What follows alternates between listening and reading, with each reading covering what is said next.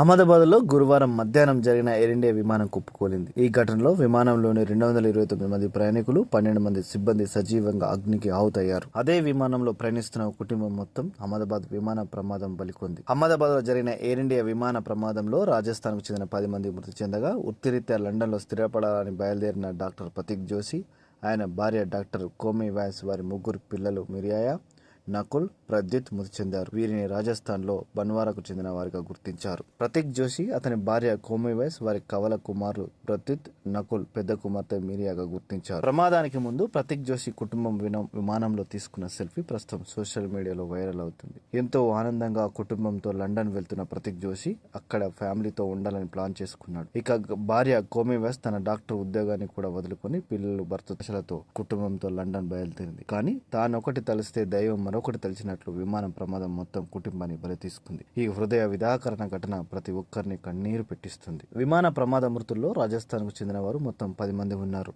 వారిలో 5 ప్రతీక్ జోషి కుటుంబానికి చెందిన వారే కావడం బాధాకరం. ప్రతీక్ జోషి గత 6 ఏళ్లుగా లండన్లో ఉంటున్నారు.